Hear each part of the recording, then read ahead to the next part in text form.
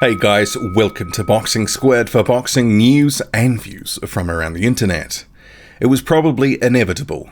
Adam Kownacki beats another former Deontay Wilder opponent, and comparisons start to rain in from fans, some of which are trying to downplay Deontay Wilder's resume, but also some of them think Adam Kownacki can now beat Deontay Wilder on the strength of his KO performance against Gerald Washington. So I wanted to work through some of the threads of that thinking and some of my thoughts on it as well, but also, what next for Adam Kownacki? In the immediate aftermath of that fight, I just concentrated on the post-fight. Had a couple of thoughts, but I was, in the moment. But I've since then been thinking about the what next. And I think there is 3 potential opponents that he could be facing at some point. One of the 3 is likely in 2019, in my view. But we'll get to that and more. So buckle in. Let's go. So Adam Kownacki stopping Gerald Washington in 2 rounds. It was a statement performance. Gerald Washington, very bizarre game plan, tried to trade in the pocket with Adam Kownacki, outgunned, outmatched, got knocked out. It was Gerald Washington didn't cover himself in glory with the tactics in that fight. Made Kownacki look very good, but that's, Kownacki's wheelhouse. Pressure fighting, likes to be up close, trade. If you don't give him much movement, he'll take advantage, and he did. So that was a very good performance from Adam Kownacki, and I want to give him a lot of credit. And it's not just because of Washington, but Washington's tactics did play a part in Kownacki looking so good and that finishing so early. And many of us, I think, were expecting Kownacki to win at some point, grind Washington down. Even Kownacki didn't think it was going to end that early, but it did, and now it's in the books. And in the comment section to the post-fight review, a number of comments surfacing, trying to take a pot shot at Deontay Wilder to say that, he's now got Gerald Washington and Artis Bilka out of there faster than Wilder did. And many people are taking the opportunity to either downplay Deontay Wilder's resume and suggesting that Deontay Wilder is food for Adam Kownacki, that he'd have the beating of Wilder right now. And there were quite a number of comments in that vein saying that Wilder's resume is either looking weaker by the day, that Kownacki has exposed him, and that Kownacki can beat him right now. And some of my reaction to that, because I did answer a couple of those comments, that sort of stuff, but they start piling up and you don't want to keep writing the same thing. But I think people need to remember, styles make fights. And if we look at the respective fights between Artis Bilka and Deontay Wilder, and Spilka and Kownacki, and then the Washington fights with Spilka and Wilder, different styles altogether. That they were fought in different ways. So just to say that because he won earlier, doing the whole triangle thing, it doesn't necessarily mean a lot. But it is impressive for Kownacki nonetheless. You can't take that away from him. But the thing is, I think people seem to forget, if they're trying to downplay Deontay Wilder here, they're also downplaying Adam Kownacki, because they're basically saying that the opponent was nothing and he was beaten easier by Kownacki. So it's kind of taking some credit away from him at the same time. And I'm not sure that's the situation we want to be in here, because Adam Kownacki is actually a rising force in the heavyweight division. May not be the body beautiful, but he's getting the job done in the ring. And he's had 3 notable wins on his record since 2017. You've got Artis Bilka, knocked him out in 4 rounds. Charles Martin, that was back in September 2018, and then now Gerald Washington KO'd him in 2 rounds. And the Washington one, that's really what's got people talking, because after that Spilka performance, no one was really making any comparisons between Adam Kownacki and Deontay Wilder. He was still very much an unknown quantity. That was his first real sort of step up to a level that, you kind of, people took notice of him. But it's only now with this win over Washington, and I think some of it is also born out of some people just don't like Deontay Wilder. They want to, weaken his resume because of other wins that others have had. But, Gerald Washington is a decent level fighter. But, Adam Kownacki proved that he's a cut above, maybe a couple of cuts above. And Gerald Washington, his days as a contender are probably done. But it was a very good win. But just to say, because Wilder took longer to beat Washington, so we're talking knocked him out in the 5th round as opposed to the 2nd round, to say that Kownacki is somehow better than Wilder or defeats Wilder, it is a bit of a, long bow to draw here.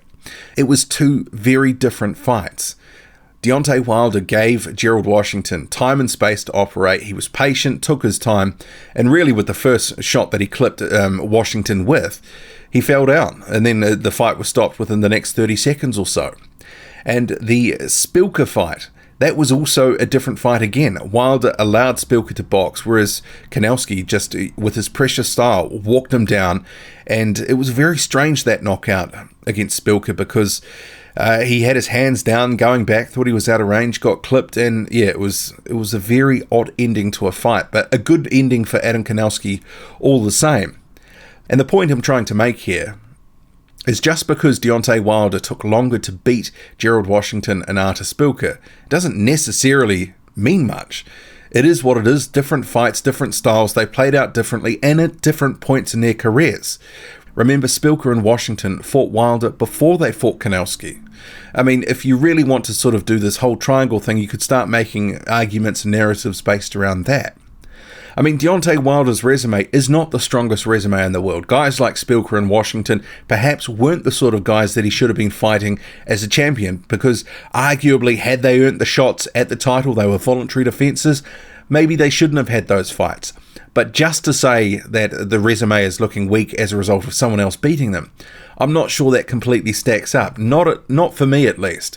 But I guess the question is, Adam Kownacki and Deontay Wilder, who would win that fight? I think it would be easy just for people to pile on and say Kownacki here, but it's a lot more complex than that. Deontay Wilder is a very different fighter to many of the fighters that Kownacki has fought. One, he's a bigger reach, but also he fights differently. We've seen in some of those recent fights against Luis Ortiz, even Gerald Washington, holding back, trying to be patient, waiting for his opportunities. And if he whips a right hand in there, he's got more one-punch power than most of the heavyweight division. And Adam Kownacki has been clipped and rocked by guys like Charles Martin before, so he can be stunned and hurt. And I think he would be fighting very different to Gerald Washington and Charles Martin. He would give, like Artur Szpilka, Adam Kownacki a bit of movement, but he's very unorthodox. It would actually be a very interesting fight. Adam Kownacki would be trying to pile the pressure on, and Deontay Wilder doesn't necessarily like that. And if he's coming forward, throwing shots, body and head, working both, that could be interesting. But Deontay Wilder, with his athleticism, whipping those fast punches in, it would be a very dangerous fight for Adam Kownacki. And a lot of guys who've got decent chins, I mean, Luis Ortiz was an example, have been knocked out by Deontay Wilder. They might outbox him, they might have the upper hand on him, but he's been able to use that equalizer to sort of catch up with them at some point in the fight. So I think, just to sort of say this fight is, Adam Kownacki destroys him, that's also a bit of a, long bow to draw here. But yeah, it's an interesting prospect, but one we're probably not going to have this year because the rest of the year is pretty much tied up. Deontay Wilder will be facing Tyson Fury next by the looks of it, and possibly there could be a trilogy fight at the back end of the year, or a unification with Anthony Joshua potentially, or even facing the WBC mandatory Dominic Breazeale, or if they have an interim title holder, Breazeale fighting someone for an interim strap, it could be fighting the winner of that belt. So I think Deontay Wilder, his dance card is pretty much booked up for the next year. But in respect of Adam Kownacki, he's got to fight until he does get a title shot. He's aiming down the WBC route, which means the WBC belt that Wilder holds, or potentially Tyson Fury later in the year, or whoever has it at the time. I actually think that Adam Kownacki will keep it in-house. It will be another PBC fight. And the reason I argue that is he's been in PBC fights. Szpilka was a PBC fight. Washington, an in-house PBC fight. Martin, an in-house PBC fight. And we're here on the PBC website, so Dominic Breazeale, that could be an option. That is one of the three guys that he could potentially face in the next year. I'm not necessarily saying next, because I think Kownacki could end up having a couple of fights before a title fight. We've got Chris Arreola here. No one probably wants to see that, but that could be a potential stay busy. That's not one of the three guys that I'm thinking, though. Luis Ortiz. Now, this could be a potential option for later this year. That would really be a good fight. And the third guy who I think it could potentially be is Oscar Rivas. Rivas and Adam Kownacki. Now that would be a fight. Both guys bringing pressure, throwing bombs early in the fight.